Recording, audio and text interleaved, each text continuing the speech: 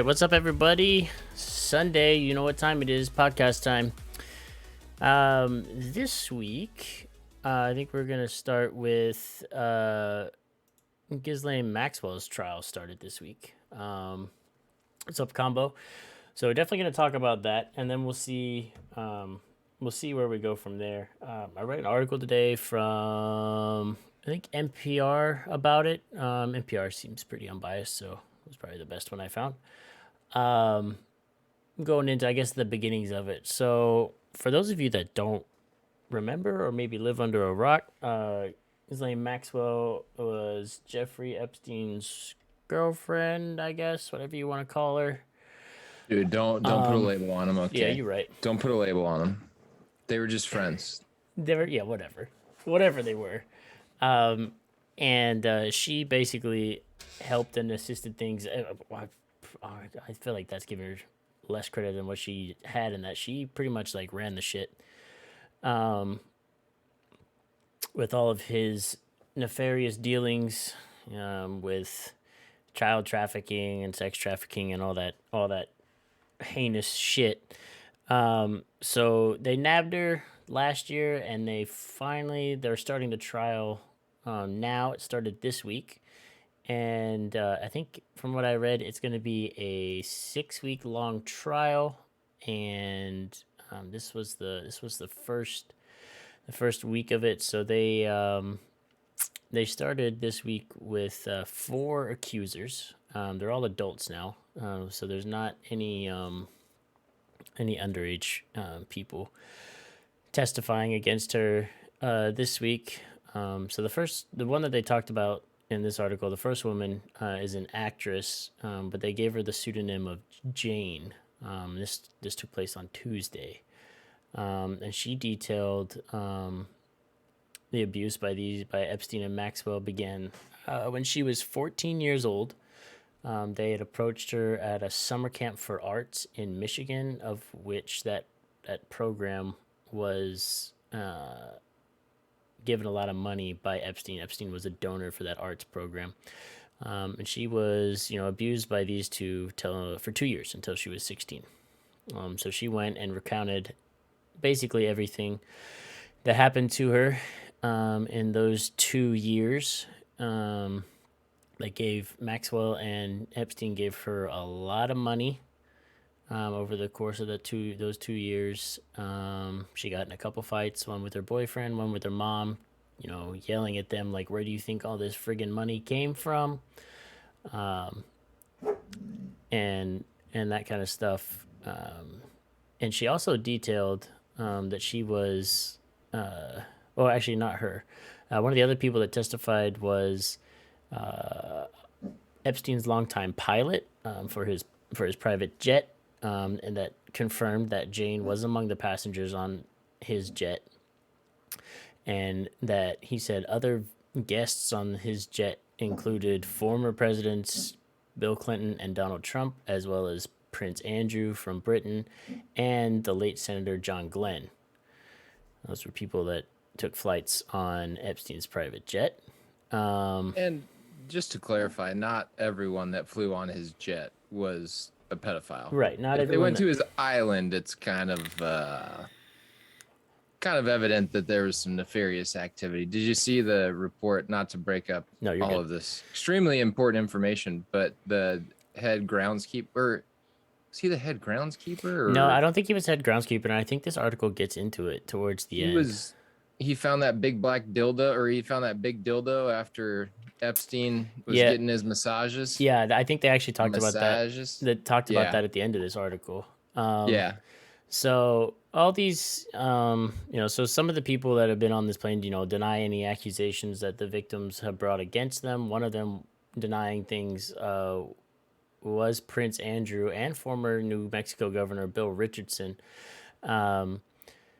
But they say that this one of the accusers, Virginia Gouffre, I guess Gouffre, I don't know how to say her last name. It's very French. Gouffre. Said that Maxwell had ordered her to have intercourse with Prince Andrew and the former New Mexico Governor Bill Richardson, among other people.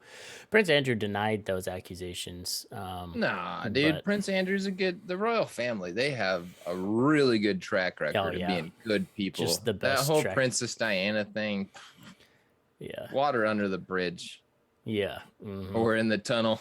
yeah.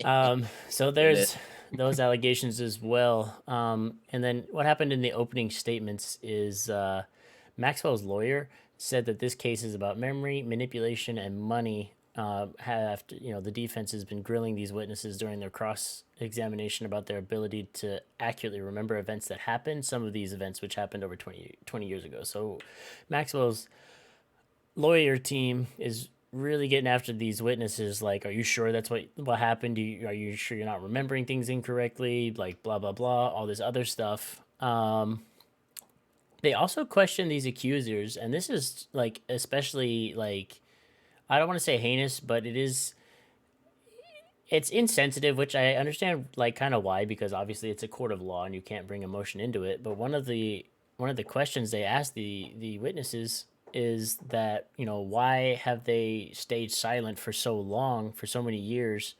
only to now hire lawyers, right as the charges against Epstein and Maxwell are being public.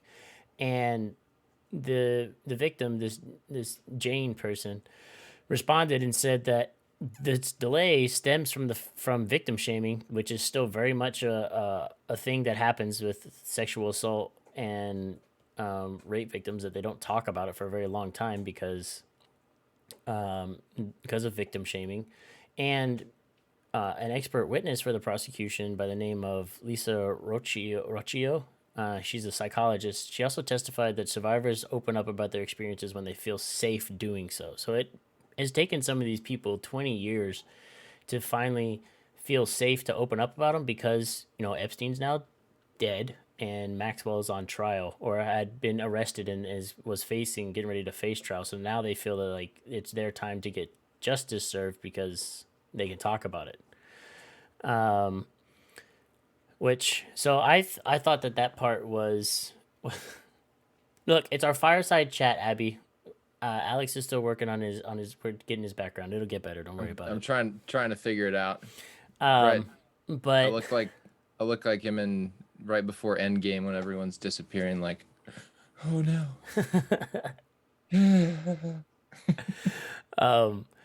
but yeah, so the prosecution is over here like really getting that, or not the prosecution, sorry, the defense lawyer team for Maxwell is like out here trying to discredit, obviously, and ask these questions about, why are you just now coming forward with everything.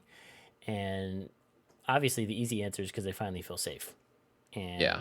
and they've had enough time to process everything and go through everything, and now is the time that they feel justice can be served. Well, and that's the job of the defense, Yeah, right? it's their job And to the try and job of the poke holes. prosecution. Yeah. I mean, the defense is going to do whatever they can to say that she's innocent because she's pleading not guilty. So obviously they have to try to paint her in a light that she didn't really have anything to do with this. Yeah. And it's convenient that Jeffrey's not around to testify against her. So they can paint him as the bad guy, which I mean, she's innocent until proven guilty, but it would have been very difficult for him to orchestrate all that he did by himself. I'll just put Right. it that way. So they're up against a lot. Yeah, which is the other thing that's going on right now in the courtroom, is that Maxwell hasn't said a word. She's been silent the entire time. Epstein. So Epstein's. They're saying in this that Epstein's presence is everywhere during Maxwell's trial, because they're not really saying much about Maxwell. They're focusing more on Epstein and what he did in this trial so far. And her, like you said, her defense team is trying to minimize her role in Epstein's life.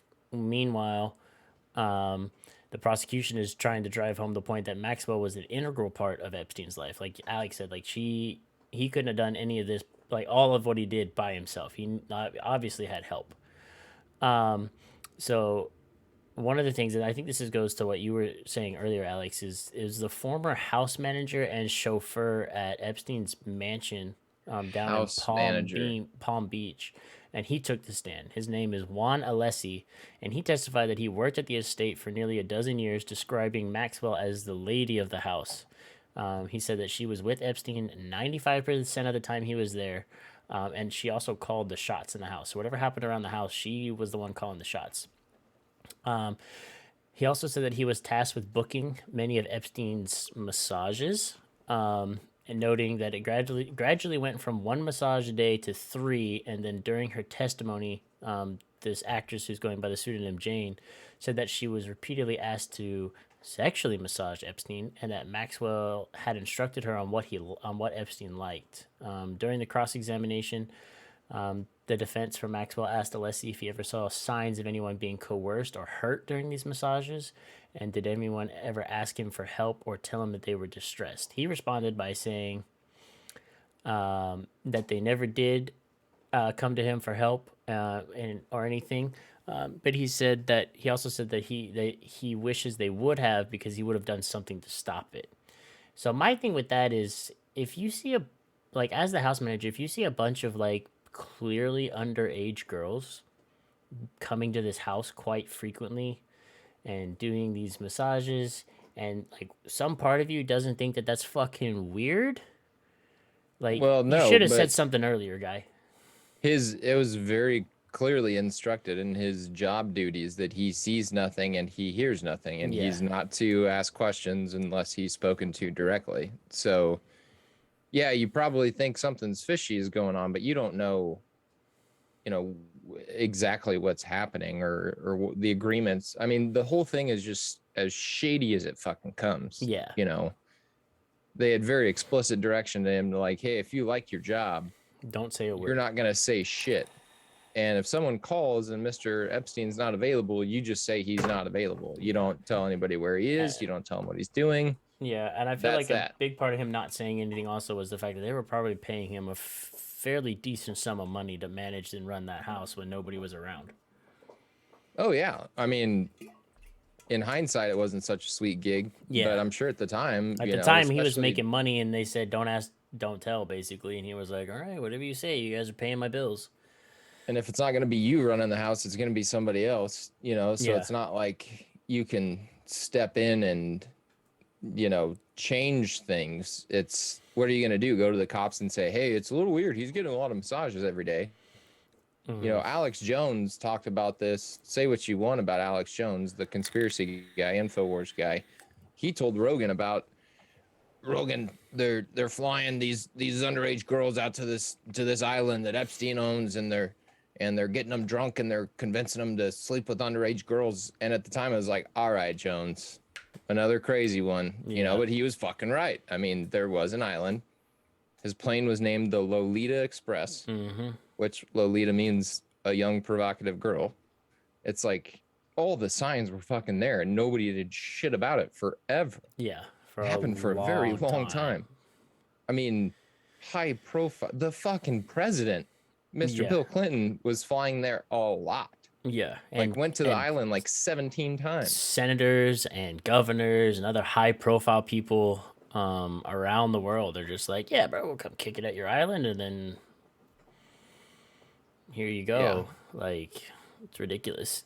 Jones Stones, what's up, man? It said, asked real question. Do y'all see a political bent within this, or are you considering this divorced from any political agenda at hand? I haven't seen, at least according to like this article from NPR, they didn't have any, political agenda behind it. I'm sure that there's one somewhere.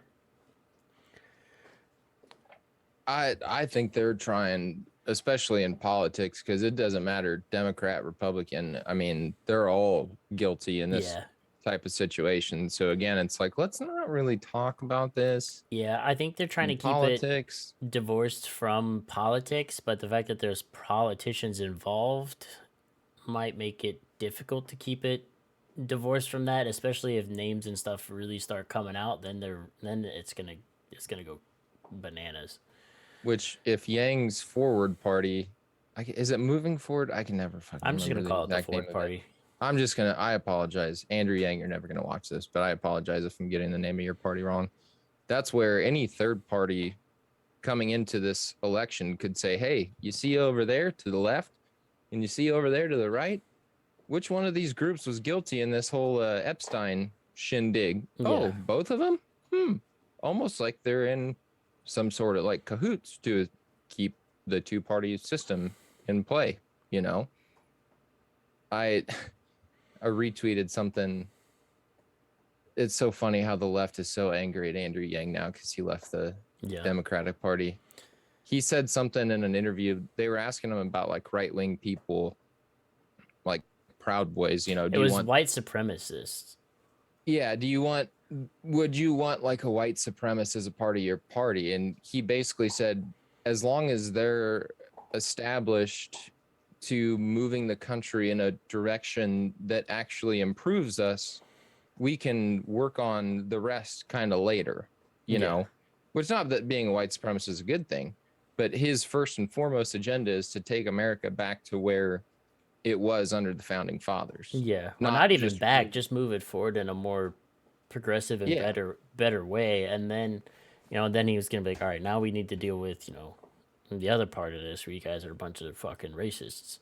Well, and then the title was Andrew Yang wants white supremacists. Yeah, in I his saw party. that. I saw that thing you retweeted, and it was what like, he well, here said. goes the misquoted clip of the day, basically. And I was like, yeah, that's not what he said. Now, if you want to dive down that rabbit hole real fast, like, it's gonna be like, as somebody as a like a white supremacist, they're not too, fucking like they're moving the country forward is going to be very racially charged. So I'm not sure how much progressiveness and moving forward those guys are going to bring to the table. But I get what he was saying in his sentiment on that. Like, let's worry about moving the country forward and make it a better place, and then we'll deal with everything else as it comes. And it was a complete hypothetical. Yeah, that was It's not a real situation. Like, oh, Proud Boys are flocking to your movement. How do you feel about that, Mr. Yang? It was like completely hypothetical. If this situation, if these people were a part of your party, would you want them or wouldn't you? And you said, well, yeah, we want to make the country better, and then we can kind of hash out the rest as we go along. Yeah, but Stones is right though. The answer is no. Folks should not partner with folks who start from a fundamentally different place themselves, which is true. Because like in the real world, would Andrew Yang like partner himself with white supremacists? No. Would white supremacists partner with Andrew Yang? Also no. That's what I was about to say. Also, if someone is a true racist and a true white supremacist and thinks that the world should be predominantly white and that we need to, exterminate the minorities in America, whatever they fucking think, you think they're gonna flock to a party started by an Asian man? I don't think that's how white supremacy works. Yeah. So again, and then we want to chastise them over hypotheticals. Yeah. So stupid. But anyway, so this week was the first week of proceedings for this trial, with a lot of testifying against Maxwell from people that came up. So we'll be interested to see how the rest of this pans out and what the defense is going to do to try and prove Ghislaine's innocence, but they have a very large mountain to climb with that, I think. Very large indeed. Very large. And it would be very hard to be the jury in this trial because you got to come in unbiased and look at the facts as they're presented to you in a courtroom without any of your, personal beliefs on it, and that for this trial is going to be very difficult, I feel, for the jury to do. Just given everything that, all the charges she's up against. I'll say this, I would not be able to be on that jury. No, I wouldn't either, because I'd walk in my mind made up already. The innocent until proven guilty would not be on my mind. No, I would be like, that bitch needs to hang. Yeah, she's been charged with several felony accounts. Doesn't go into detail on all of them, but one of them is trafficking of minors. So it's going to be a lot. Yeah, it's Well, her assistant said that they used to sit outside of schools and look at young, pretty girls as school That's got fucking out. And creepy. then, yeah, no, that's what. Was that a 60 Minutes thing? We talked about it a long time ago. Whenever she was Yeah. when all this shit was coming out, but they used to drive to high schools and watch class be let out. You know, the school let out for the day, and she would see a young, pretty girl and be like, "I have to go talk to her." And she would basically start grooming that girl to be one of the workers Mm-hmm. on the island. And what was happening on the island? A lot of massages. So, anyway, Yeah. That's yeah, we'll see. Um yeah, that's pretty creepy. So we'll keep an eye on this trial for sure and see how it proceeds. It's gonna be my initial look at this is gonna be pretty difficult for the defense to do anything to prove her innocence. The prosecution's got a lot of witnesses and a lot of people that they can bring forward to really be like, here's all your evidence of everything you already think she's done. So yeah, which is somewhat confirmed.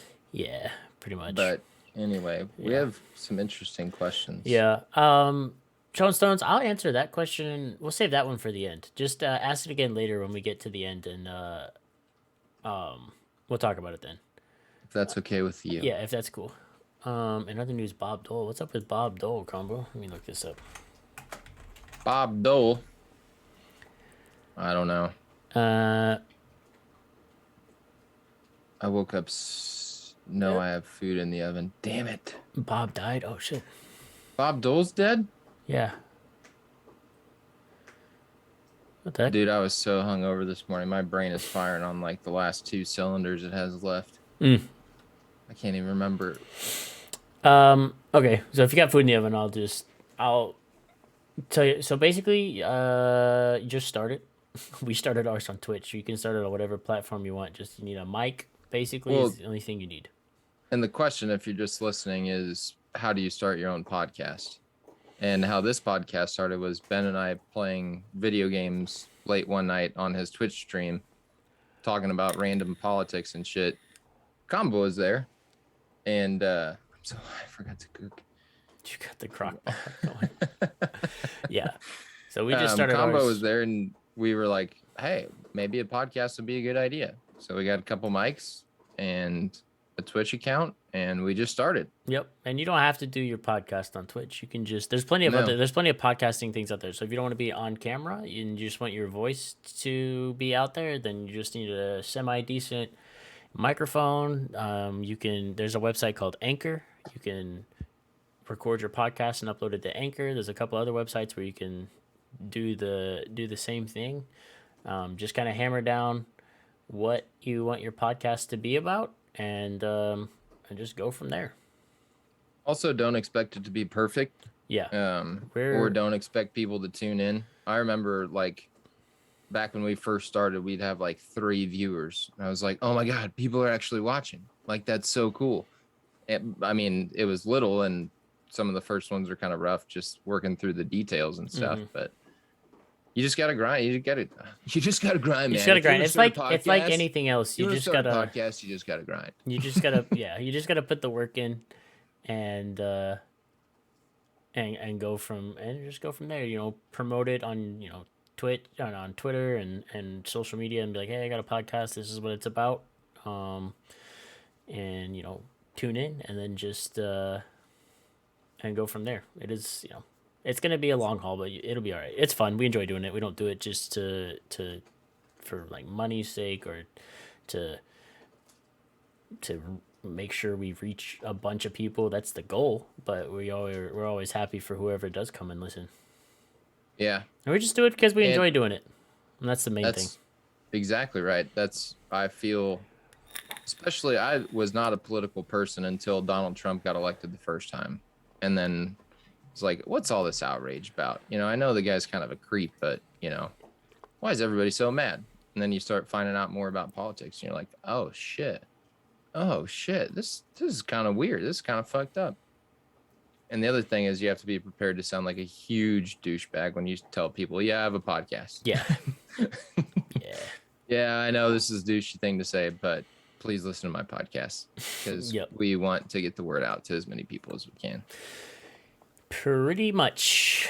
Example of not being perfect. Alex looks like the ghost of Christmas past right now. Look, Yeah. man, it is what it is. We're trying to figure it out. I like the background, but we're still troubleshooting Alex's You whole can thing. drop it if you want. I don't care. Is the background annoying anybody? Like the way Alex is looking on it? Do we need to do we need to drop it? We can drop it if you guys want. If that's what the people want, we can do it. But That's the other thing about a podcast. You got to give the people what they want. True. That's showbiz, baby. All right. So, Bob Dole, he died at the age of 98 today. Holy shit, it was today. He died today.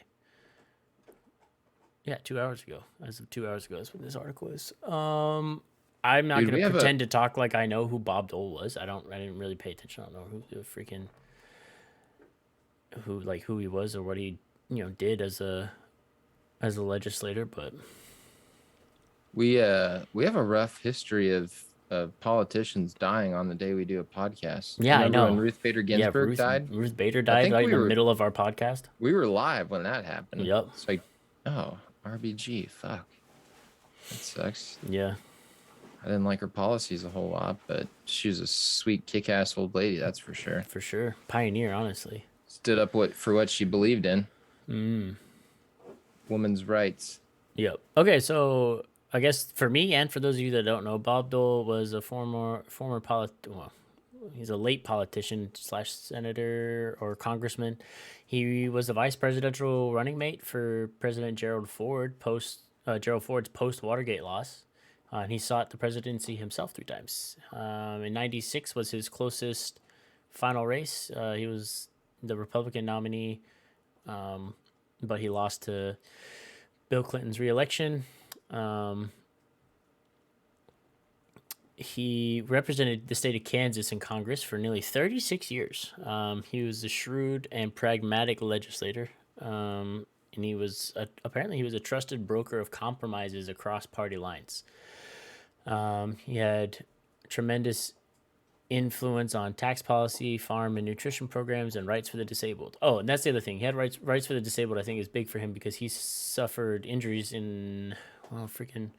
from war wounds. I'm not gonna try and talk like I know which war it was. But he basically willed himself to walk after suffering paralyzing war wounds. And his right arm was too damaged to shake hands. It's crazy. That's a badass move. Yeah, for real. Oh, I'm not gonna walk again? Oh, guess what? Yeah, I'm just gonna will myself to walk again. Fuck your doctors. I'm gonna do this shit myself, bro. Yeah, I don't know. I don't know much about him, but apparently he was a pretty pragmatic guy, and from all accounts as I'm scrolling through this, was someone you could come to get things done and compromise across party lines. So, R.I.P. Yeah, R.I.P. R.I.P. indeed. But another Oxford, Michigan. What's going on in Oxford? There was a mass shooting at a school. One of the students went on a mass shooting. He's obviously going to be convicted of murder. His parents are getting convicted of manslaughter. Basically, it's what did they say? Involuntary manslaughter because they supplied him with the guns. Basically, yeah. His dad bought the gun for him. Yeah. And he posted the picture online and said, I just got my new little beauty or something like that. The fucking kid was... I mean, people get mad at me when I say this, okay? I know this is a hot topic, but just another example of someone who clearly needed mental health help, and clearly wasn't getting it. And for some fucking reason, his parents were buying him a weapon. When other students, there was a student that was interviewed and said he looked depressed, and they were like, that day or all the time? He's like, pretty much all the time. You know, if a fucking kid in your class that's not even friends with the kid can detect the kid is clearly depressed, then somebody should fucking step in and again, he deserves to go to jail. for the rest of his life. I don't know what the execution laws are in Michigan, but to the highest degree of the law, he needs to be held accountable. Yeah. But at the same time, and I know people get mad at me, and it's not about guns. We saw the fucking guy drive through the Christmas parade in his SUV. So again, we're not going to take away SUVs from people. Yeah. And yes, there should have been some accountability there from the parents. There deserves to be accountability there from the parents who purchased the firearm for him. But it goes back to the root of mental health. I mean, the kid needed help. Yeah. He still does need help, I'm sure. Oh, 100%. And I don't feel I mean, I don't know.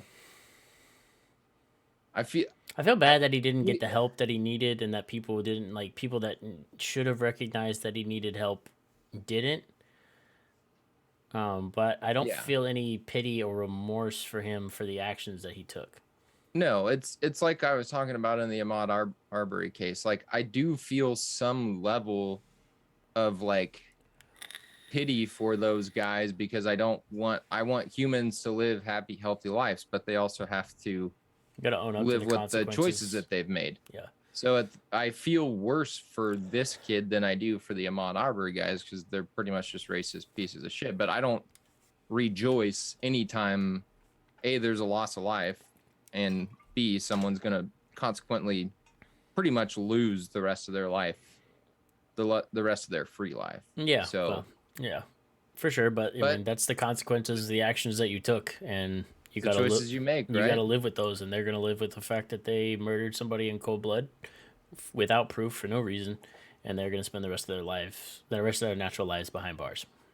The quote that I try to ring in my head all the time is, you can spend 30 years building a perfect reputation, and it can be completely shattered in 30 seconds. Yep. Right. So yes, kid ruined his life. Yes, he needed help. Yes, there needs to be more promotion for mental health. And I love the fact that there's like BetterHelp is like an app that you can get and have access to. I mean, it's getting better. For sure. More recognition around mental health and the quality of mental health, but at the same time, still, mental health is not only costing lives in the form of suicide, but also in the form of school shootings and murders. Yeah, it needs to be better. It needs to be a focal point. I mean, it needs to keep getting better, so this doesn't keep happening. For sure. Actually, one of the other things that I saw, which kind of goes a little bit along the same lines as the Maxwell trial, is that CNN fired Cuomo's brother.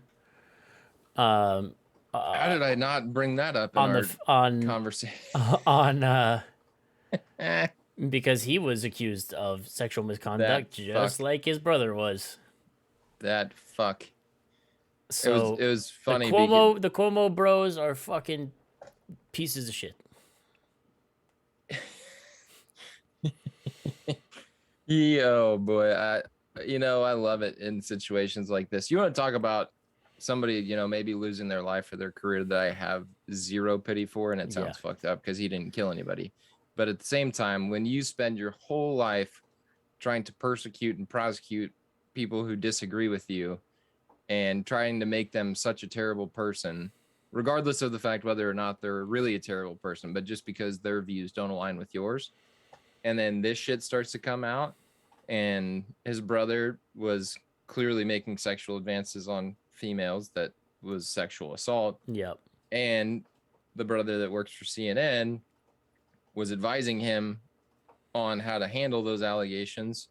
And then it came out that he was basically, what's the word that I'm looking for? Aiding him in covering it up and how to handle it. And now he loses his job too. It's like, that's, that shit. It's funny how that shit will turn on your head, brother. Yep. If you careful throwing stones, living in a glass house, Yeah. So he was already under investigation from CNN about the work he did trying to defend his brother from similar harassment allegations, and then here comes the accuser, the victim, to come forward and say, here's all the evidence against Chris Cuomo as well. he did, he took a super active role more than previously thought in strategizing, helping to craft a response to the allegations his brother was facing. Um, and then it comes out that he was also super hypocritical because Chris Cuomo had told viewers that he always cared very deeply about these issues. And then, um, it turns around and here comes a victim of him. And it's like, dog, you're not going to hide forever. So It's fucking, the house of cards, yeah. brother. House of cards. You can stack them up.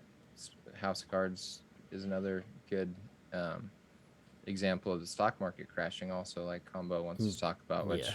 we can talk about in a second. But yeah, fuck the Cuomo brothers, dude. No, for They're sure. self-righteous piece of shit asses finally got what they deserve. That's how it always goes with people like that who spend their whole life trying to make other people look like huge pieces of shit. A lot of time at the end of the day, it's because they're a big piece of shit. Yeah, they're trying to make up for their So, wrongdoings. yep. Projecting is what us in the psychology world call it. Indeed, indeed. Let's have a look and see how bad the stock market's crashing. I wouldn't say It's not good. I wouldn't say this. Well, maybe the stock market. I haven't checked my stocks in a long time, but yeah, crypto's on the fluctuation there. It's up and down.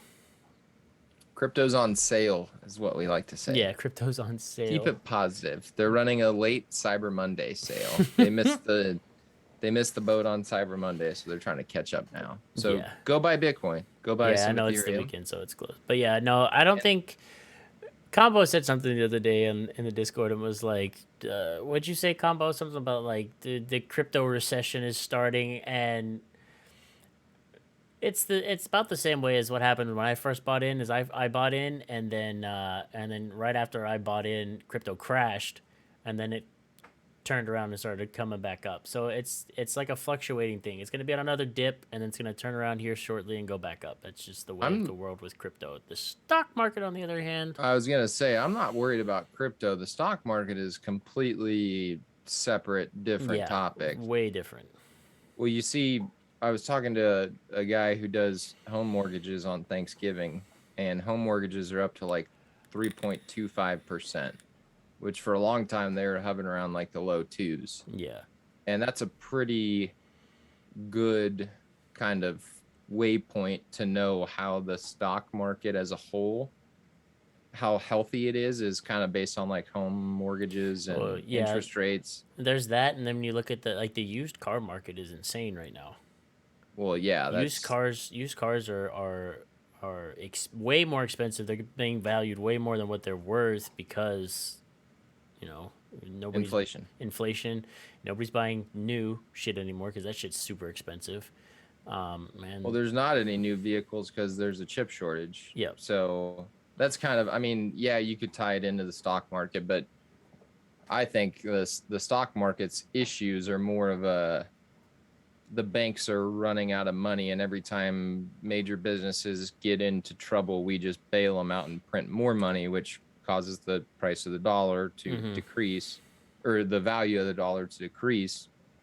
And we've talked about this before. We're fine. There's gonna be a time where you have to pay the piper. Yeah, we're getting there. If the stock market, not if, but when it crashes now, like this go round or whatever, like what we don't need to do is the government, which they're gonna do it anyway because they're freaking stupid because they're all in everybody's pockets because it's gonna hurt their dollar and their bottom line. But we just don't need to bail the big companies out.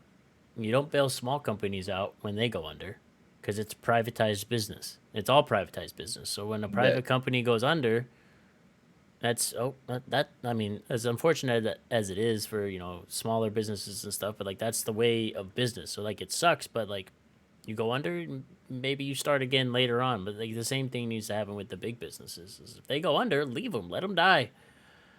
Well, and people think it'd be great if the bank was just like a place to store your money, which that's not what it is. A bank is a business. Yeah. So basically what they do with your money is borrow against it. So like the Federal Reserve is where they go, which is not a part of any government entity, another completely privatized business. So they go and take out money at say 2%, right? And then they give you a loan for 2.5%. So they're making money on your money, Yep. which is still kind of a gamble because now they're not liquidable. They can't, if you go to the bank and just try to take out all your money, they are well within their right to say you can't do that, which is fucked. I think it was it fucked. Franklin or Jefferson who said private banks will be the death of America way back when they were writing the Constitution. I can't remember who it was. Yeah, it definitely wasn't Franklin. One It of was the probably founding going to be one fathers. of the founding fathers. Yeah. Yeah. So they're building the house of cards. I mean, it's been being built. How we got our way out of the 2008 recession was bailouts and print more money and make the bubble a little bit bigger. We're And at now the we've edge been of the through a bubble again. pandemic. Yeah, we've been through a pandemic. We have supply chain issues. People aren't floating their money around like they used to, and you're sitting on the edge of another bubble that could collapse the stock market. Yeah. And I think what are most people's retirements accounts wrapped into the stock market? Yeah. So people will lose a lot of money, and that's going to hurt the economy a lot.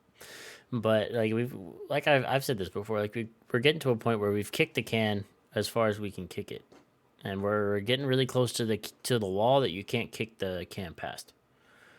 And this go around, as much as it's gonna hurt the majority of people, let it crash and burn and start over. Yep. And it's a very cold and callous take on it. And obviously, I'm gonna be affected by it. Alex is probably gonna be affected by it. Your parents, you, whatever. Most everyone is gonna be affected by it, and it's gonna be the struggle for a while. But I think in the long run, it's gonna be the best thing because we'll be able to actually reset the economy. Yeah, and it's important to have crypto if the Federal Reserve falls on its head, because you're going to need your portfolio to be diversified and not have it all tied up into just the American dollar. Yeah. So that said, Bitcoin's on sale. Go buy some Bitcoin right now. Go do it. Coinbase.com. They're a sponsor of ours, not really. Or Voyager. Voyager's actually better. Yeah, I use Coinbase. I mean, it's just yeah. That's my preferred method. But I think I switched to Voyager because they don't have as many fees, or their fees aren't like as bad as Coinbase's are. If you go to withdrawal and stuff, but whatever, you find your preferred platform for crypto buying. Yes, please do, and go buy some. Yep. And then hold. Don't be paper hands. Don't turn around and sell it again. Yep. Diamond hands. Diamond hands hold strong. Darth's gonna be broker than broke. True.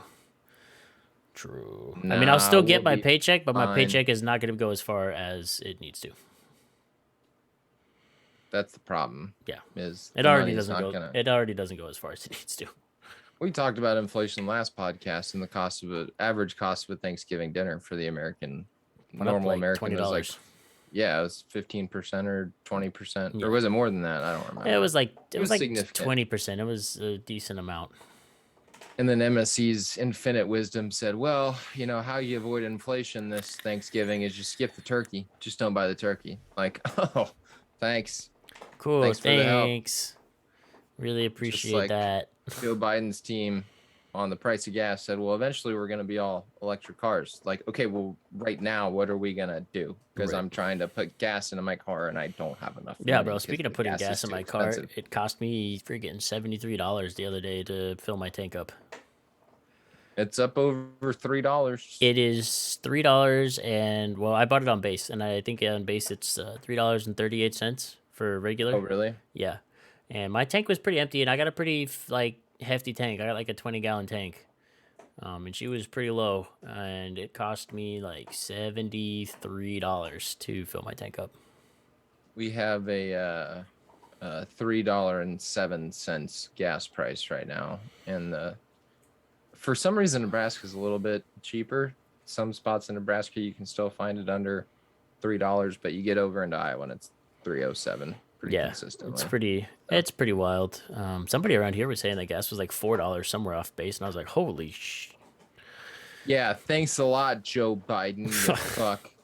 even though you really don't control gas prices, but it's just easier to say thanks a lot. Let's go, Brandon. Right? Yeah.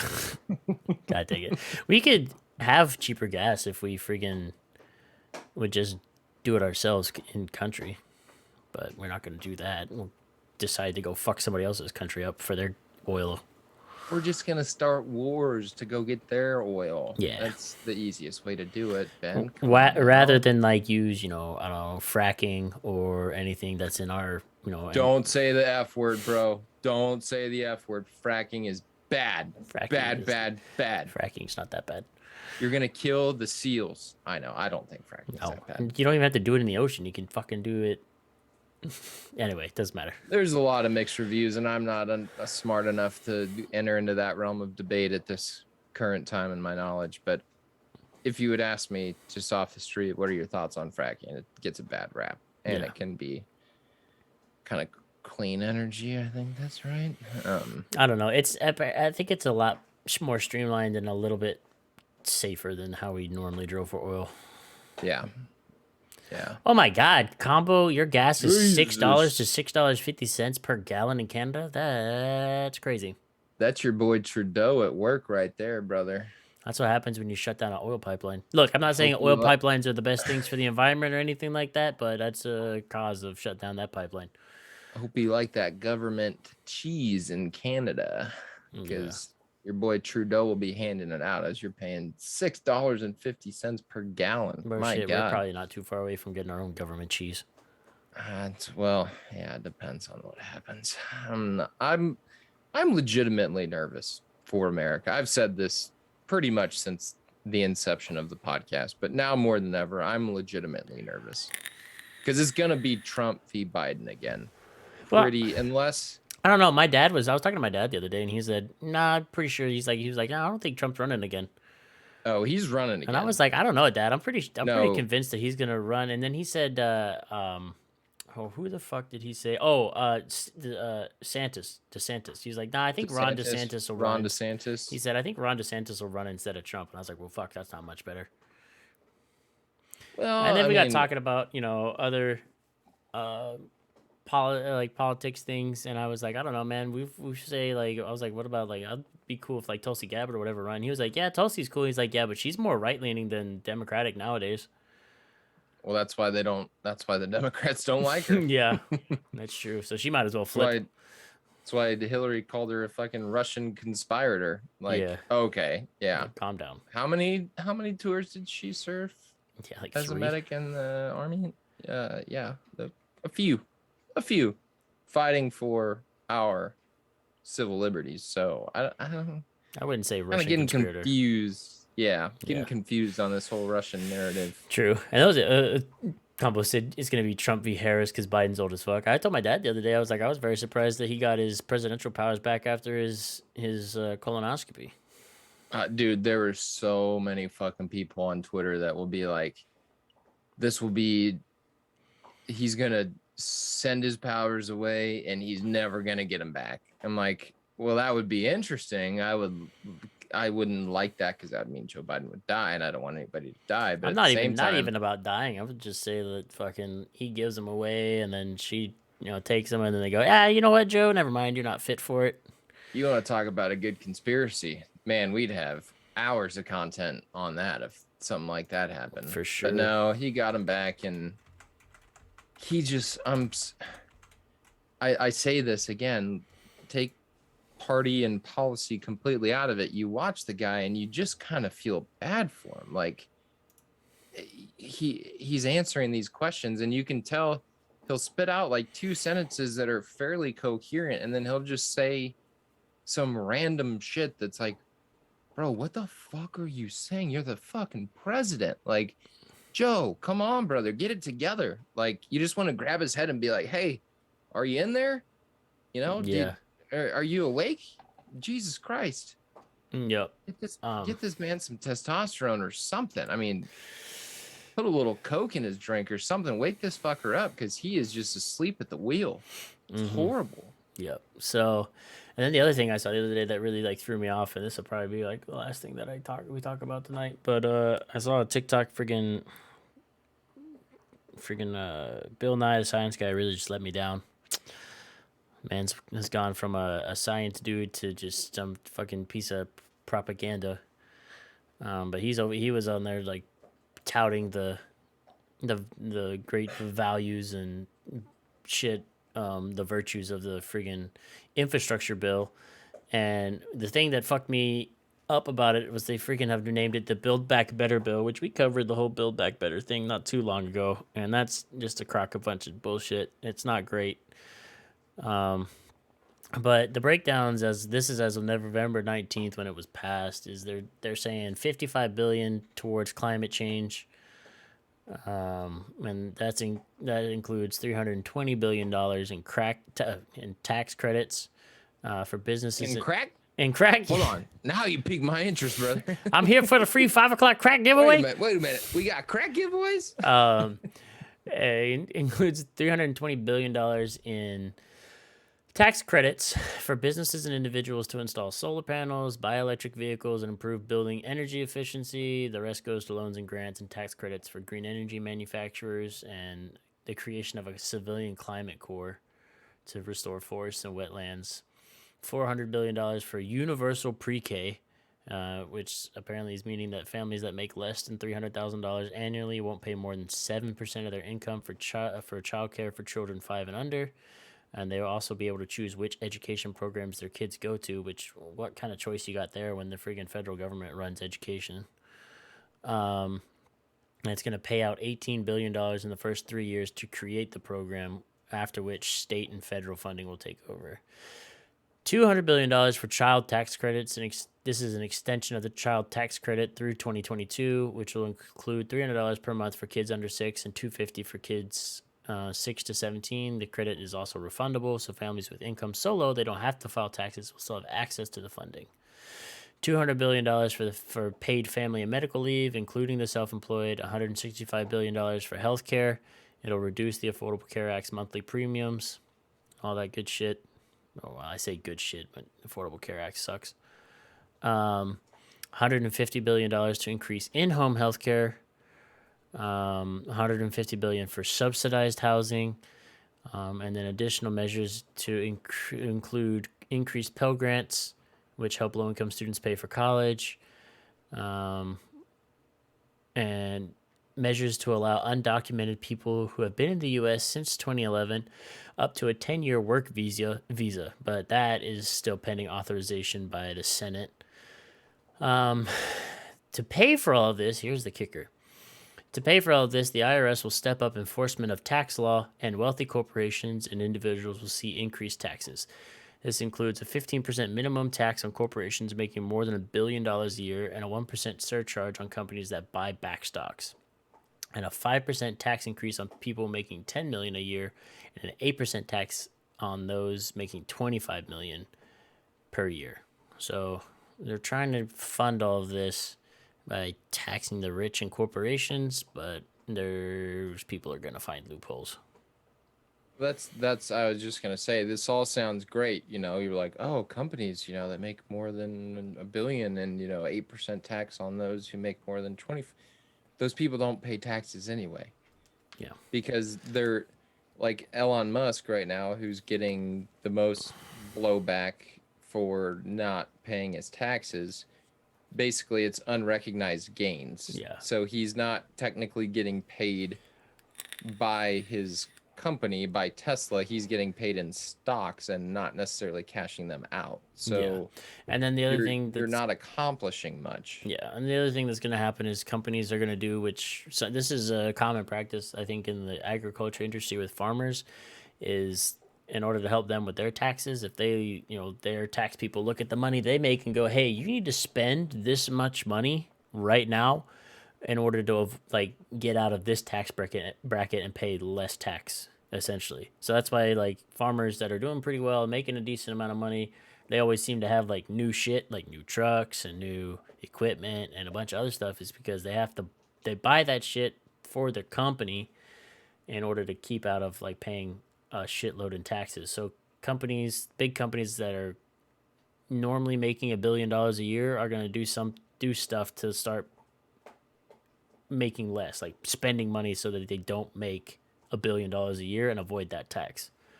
And A, then a, the same thing's gonna happen with people that are supposed to annually make $10 million a year or $25 million a year. They're gonna do stuff and find loopholes in this in order to get out of paying that extra tax.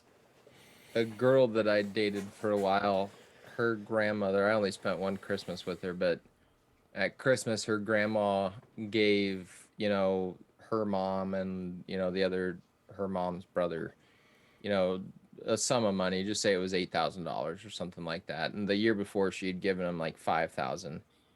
And, obviously everyone's emotional, like, oh my God, grandma, this is so nice, whatever, blah, blah, blah. And she's like, well, you can't take it with you. And in my head, I'm thinking, I know what she's doing. This isn't out of the goodness of her heart. This is so because that money's going to get taxed. So she Yeah. might as well give it to a family member as a gift. So now she's still coming out in the green, even though she's giving this money to her family members. So this isn't just like a general act of kind-heartedness. It's not the, well, you can't take it with you type motto. Yeah. And I was sitting there like, oh yeah, that's super nice, but at the same time I'm like, don't play it like that, like don't give it as a gift on Christmas Day to be like, I'm so kind-hearted. Yeah. No, you're just I see avoiding. what you're doing. Yeah.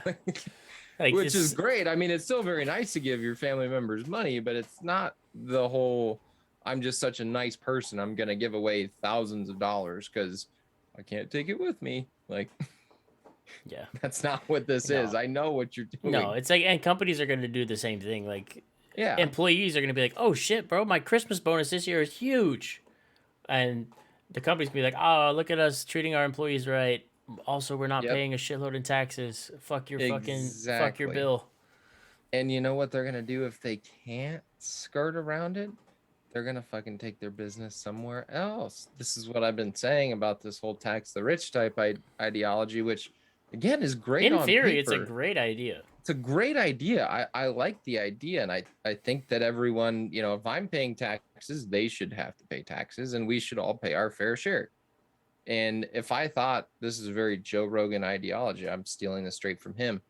If I thought that money was truly going to go towards veterans who are homeless or people who need medical care who don't have it and is going to stop them from going into medical debt, I'd say, yeah, no, I'm willing to pay more in taxes to make sure that doesn't happen. But the thing that always happens is the little guy gets screwed. The people who are making,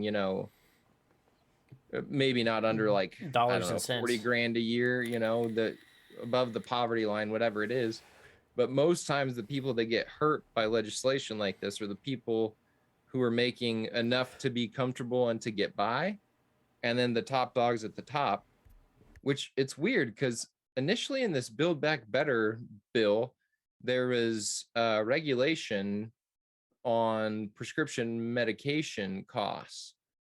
And one of the first things that got thrown out on the Build Back Better bill was the regulation of prescription medicine costs, which is weird because I thought Joe Biden was a man of the people. Yeah. I thought the Democratic Party was, for the people to try to help people who need insulin, or any sort of prescription medicine costs that they're paying too much for. I thought that was, going to be part of it, but it's weird how it got thrown out and how the people at the top continue to have this legislation passed that will not really hurt them. It's going to sound like it's going to hurt them, and it's going to sound really good when you pass it, kind of like the Patriot bill when they're like, well, we're just going to put everyone under surveillance and have access to all of your phone records and emails and phone calls, and we can literally just tap into your cell phone call whenever we want, regardless of whether there's founded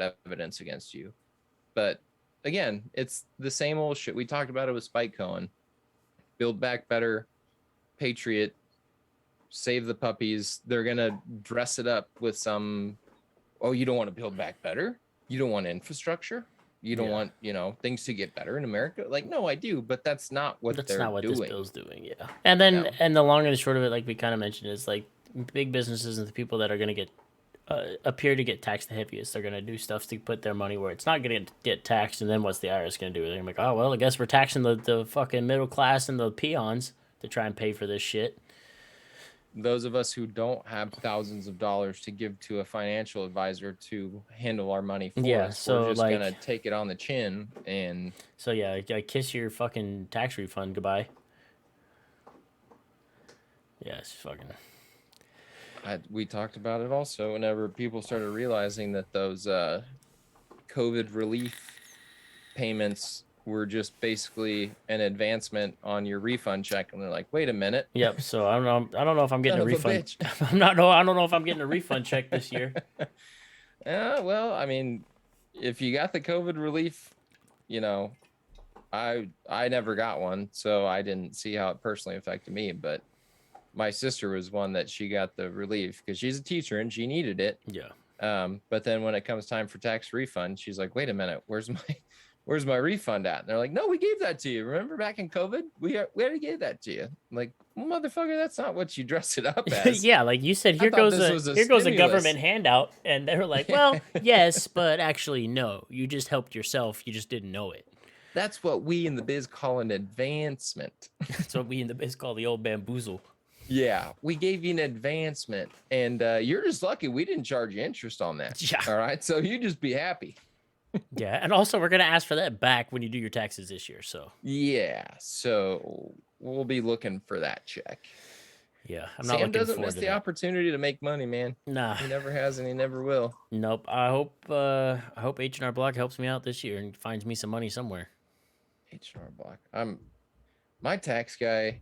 He was in Omaha, North Omaha, and he was one of the ones that Facebook came knocking on his door one day when they were building all those data centers up in North Omaha, and they said, "Hey, we want your land, and here's a check." He was like, "Oh, yeah, here you go. You can have it." I didn't even So like this he's place not- anyway. Yeah, I was getting kind of tired of this view. All day, every day, just sitting here doing taxes. Yeah, so I don't think he's gonna be my tax guy anymore. But I'll find somebody. Yeah. I'll have to, because I'm not doing them. No.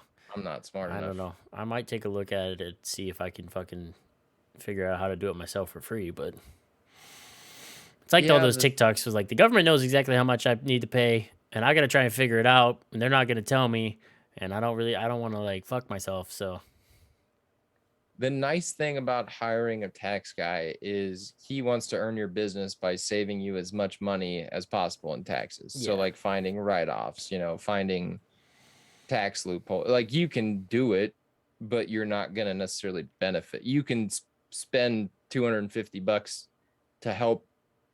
to have someone help you do it, and maybe you save $1,200 in tax costs. yeah. You know what I mean? So And I always pay H&R Block out of whatever return I got, so yeah, I'm not a big fan of H&R Block. I've never used them. I don't know why I'm not a big fan of them, but they just seem They haven't- those like chain stores. yeah, I mean, they haven't fucked me yet, so yeah, I don't know.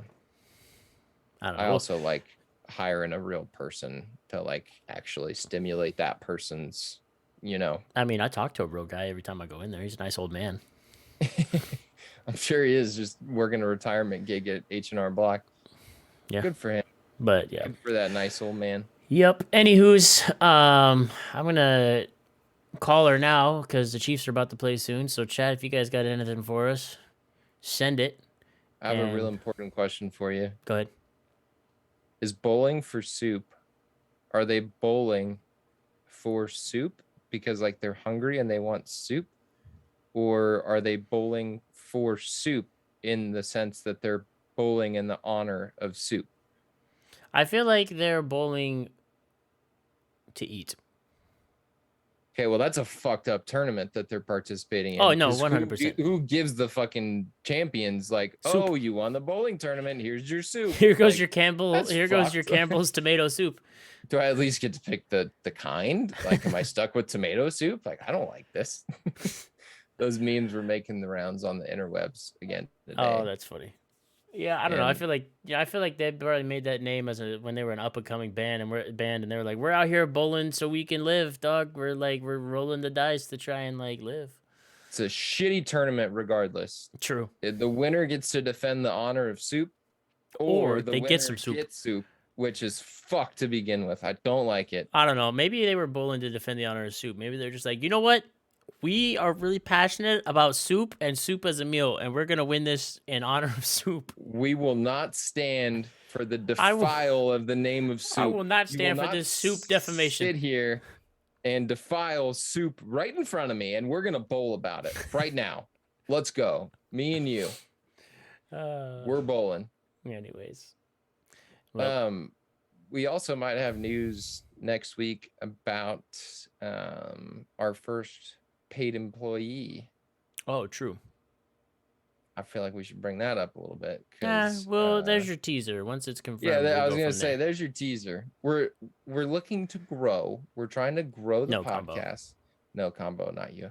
You do a good job modding, and that's yep. You can be Jamie, and then we'll do like a little test run, and then see how it goes, and then maybe like if we get real big, we can pay you. But it's the same shit I've been telling him for my stream for like 2 years. When I make it big, I'll pay you. Hang in there, brother. Hold on, that's unrealized gains. Yeah, unrealized gains. Yeah. Combo, I will give you 10% stock of the podcast right now. You heard it here first. You have 10% of nothing. So there you go. Enjoy it. 10% of nothing is still nothing. Sorry, but hey, there's your 10%. You want some? You know, this podcast costs us money, which if things work out, it's going to continue to cost money. But at the same time, I'm too fucking busy to try to promote this thing, and I want to keep doing it, and I want to keep growing, and I don't want to hit a glass ceiling. Yep. So we might have some more news. We'll let you know next week. Some more news on the growth of the What in the World podcast, and maybe a better background with me being able to figure out how to do this. I don't know. We'll figure this out. We'll see. I don't know. Yep. Maybe we just won't do this next week. I don't know. Well, I think I'm just gonna have to hang some like hooks from my ceiling or something, because I have the green blanket behind me, but getting the lighting, like now I look like let me do this. You got fire in your eyes. It's just terrifying. Anyways, you guys don't have anything else for us. I'm going to perform an exorcism on Alex real fast. And we'll see you all next week. And we'll keep an eye on this trial as it progresses and whatever other news decides it wants to pop up throughout the week. Appreciate you guys, as always, tuning in and hanging out and listening. And until next time, y'all be safe. Have a good week. And we'll talk to you next Sunday evening. All right? Bye, y'all. Be good to each other. Love you guys.